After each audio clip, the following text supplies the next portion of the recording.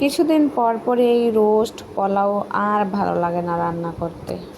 আমরা মায়েরা ছেলেদের হাতে জব্দ।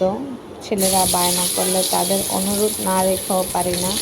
কয়েকদিন পর পরই রান্না করতে হয়। তারপর যদি এর মধ্যে আবার মেহমান আসে তাহলে দেখা যায় মনে হয় সপ্তাহে 2-1 বার তরকারি রান্নাও করা হয়, বেশিরভাগই এই মুরগি রোস্ট এগুলো রান্না করা হয়। অনেকেই বলবেন আপনাকে প্রায় দেখি মুরগির রান্নার ভিডিও দেন। হ্যাঁ, এটা ঠিকই, মুরগি রান্না বেশি করা হয় কারণ আমার বাচ্চারা মুরগি খেতে অনেক পছন্দ করে। তারা যেটা দিয়ে খায় আমাকে তো সেটাই রান্না করতে হবে, তাই না? নয়তো তারা খাবারই খাবে না, তখন আমি কী করব? তো আমি এখানে রোস্টের জন্য পেঁয়াজগুলো ব্লেন্ড করে নিয়েছিলাম। রোস্টের মধ্যে আমি এইভাবেই পেঁয়াজ সবসময় দেই। এইভাবে দিলেই ভালো লাগে, গিয়ে কীভাবে দেন জানি না। আমি রোস্ট করতে গেলে সবসময় পেঁয়াজটাকে এভাবে ব্লেন্ড করে নিই। তারপর এখানে তেজপাতা, লং, এলাচ সব কিছু দিয়ে ভালো করে ভেজে নেব মশলাটাকে। মশলাটা যত সুন্দরভাবে কষানো যায় তরকারিটাও তত বেশি মজা হয়। তো এখানে আমি ধনিয়া গুঁড়া, জিরার গুঁড়া দিয়ে দিলাম। সব সময় আগে লবণটা দিই, আজকে আগে এই মশলাগুলো দিলাম তারপরে লবণটা দিলাম। আমি আবার সবসময় কী করি, লবণটাই আগে দিই, নয়তো বা আমি ভুলে যাই। আজকেও কিন্তু একটা চরম ভুল করেছি। কী ভুল সেটা আপনারা ভিডিওটা দেখতে থাকেন। যারা মনোযোগ দিয়ে দেখবেন তারা বুঝতে পারবেন আমি এই ভিডিওতে কি ভুল করেছি, এই রান্নাতে কি ভুলটা করেছি। যদি আপনারা পুরো ভিডিওটা না দেখেন তাহলে কিন্তু কেউই বুঝতে পারবেন না আমি আজকে এই রোস্ট রান্না করতে গিয়ে কী ভুলটা করেছি।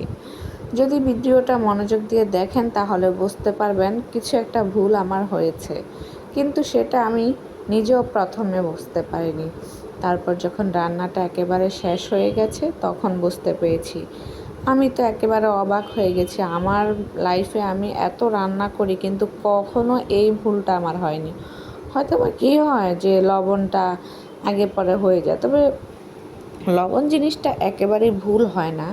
কিন্তু আজকে যে ভুলটা করেছি এই ভুলটা মেনেই নেওয়া যায় না, মানে কখনোই আমি এই ভুলটা করিনি। আজকে রান্না করতে গিয়ে আমার এই ভুলটা হয়ে গেল, যেটা কখনই হয়নি লাইফে।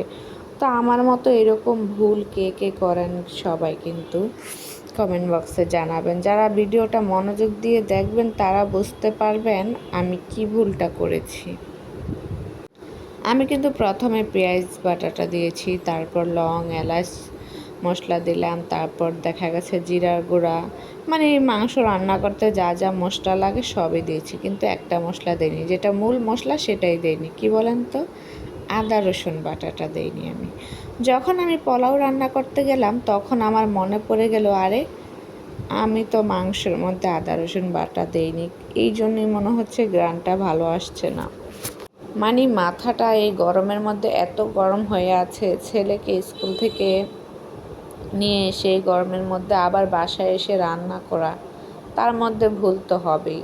2টা ছোট ছোট বাচ্চাকে নিয়ে বাসায় থাকি, কাজ, রান্না বান্না, ছেলেকে নিয়ে স্কুলে যাওয়া, সব মিলে আছে না, ইদানিং কেমন যেন হয়ে গেছি, সব কিছু ভুলে যাই। যেমন আজকে রোস্ট রান্না করতে গিয়ে আমি আদা রসুন দিতেই ভুলে গেছি।